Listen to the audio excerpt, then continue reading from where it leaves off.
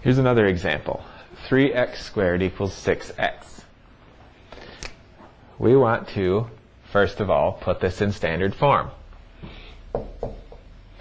Well, that means getting everything on one side.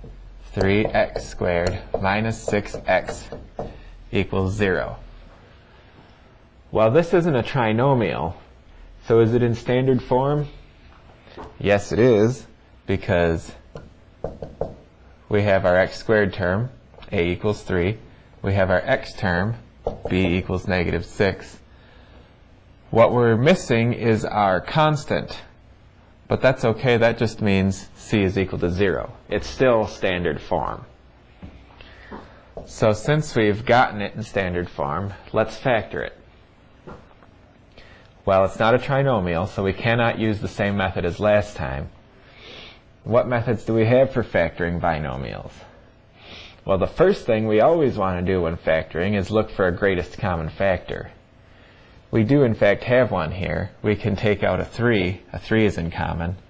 And also, there's an x in common.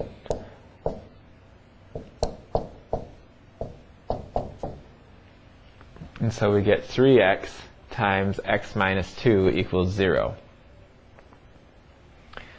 Okay.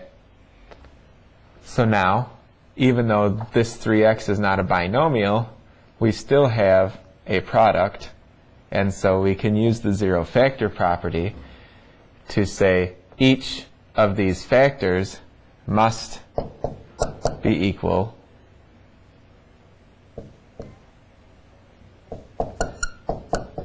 to 0, or one of these factors must be equal to 0. And so solving gives us x equals 0 or x equals 2.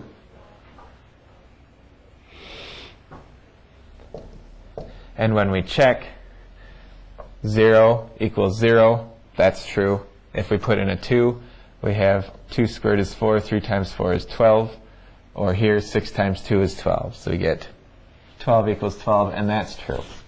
So the solution set is going to be 0, 2. Let's look at one more example. 25y squared equals 6 times 10y minus 6. Okay.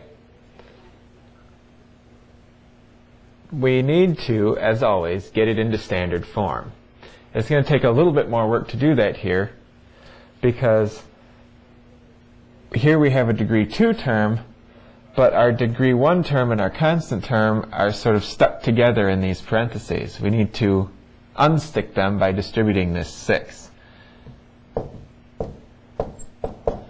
So 6 times 10y and 6 times negative 6. There, now we have 3 separate terms. And so we can subtract the 60y and add the 36 to both sides to get 25y squared minus 60y plus 36 equals 0. Now it's in standard form. We need to factor this, and you could use it, or you could factor it using the AC method and grouping, or in this particular case, notice that 25y squared is the square of 5y, and 36 is the square of 6. So chances are good that we might have a perfect square trinomial here. We're subtracting our middle term, so it could possibly be the square of 5y minus 6. Let's just confirm that. The middle term would have to be twice the product of these two terms. While 5y times a negative 6 is a negative 30y, twice that is a negative 60y. So this is indeed the correct factorization. Okay, well then, how do we use the zero factor property here? What this really means is we have 5y minus 6 times 5y minus 6 equals 0, which means one of these two must be equal to 0. But they're the same. So that tells us 5y minus 6 must equal 0. And therefore, when we solve it, we get y equals 6/5. We only get one solution this time because of the fact that our two factors ended up giving us the same solution. So we call that a double solution.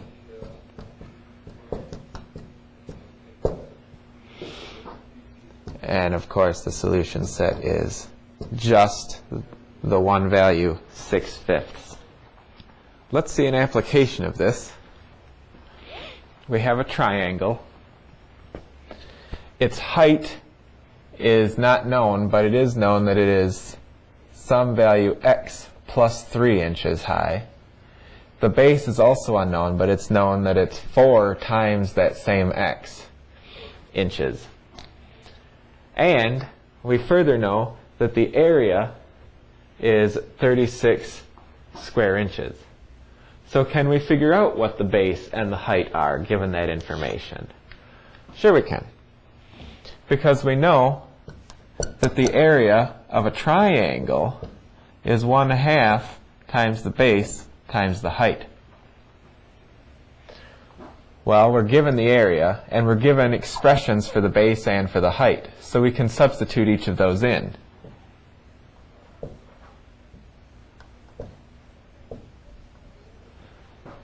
Okay? So 36 is equal to 1/2 times 4x times x plus 3. Okay, so we have an equation. Now let's solve it. First, let's multiply this all out. 1/2 times 4x is going to be 2x. Okay? And then if we take 2x times x plus 3, by distributing, that's 2x squared plus 6x. Okay? Here we see that it's a quadratic equation, so let's get it into standard form and solve it by factoring. So we'll subtract 36 from both sides. We have 2x squared plus 6x minus 36 is equal to 0. And we need to factor this. First step in factoring is always to look for a greatest common factor. Here, there happens to be a 2 in common. So we factor it out of all three terms.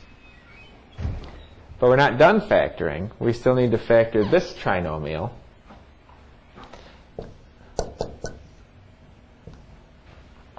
Well, notice that if we take negative 18 and we find a pair of numbers that are factors of it that add up to 3, those numbers are going to be 6 and negative 3. So x plus 6 times x minus 3. Okay? So,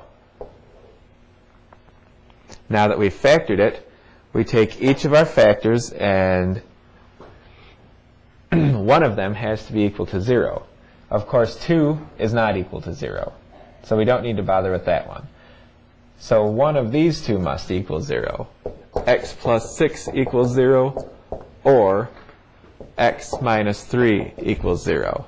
Again, we left out the 2 because it doesn't contain a variable. We know it's not 0. If it contains a variable, that factor could potentially be 0. Solving each of these, we get x equals negative 6 or x equals 3. Okay. Well, if we check them, both of those will solve our equation.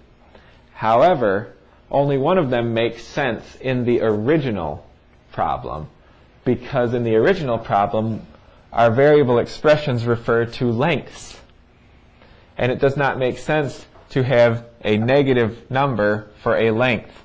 If we put negative 6 in, the height would be negative 3, and the base would be negative 24. So in contexts like this, we can eliminate the negative solution, even though it is a solution to this equation. And if we were only trying to solve this equation, we would have to take both of these as the solution set. But in the context of a real-world problem where we're measuring length, and length has to be non-negative, the only possible answer is x equals 3. So that tells us the base is 4 times 3, which is 12 inches, and the height is 3 plus 3, or 6 inches. And then, indeed, 1/2 times 12 times 6 gives us 36 square inches.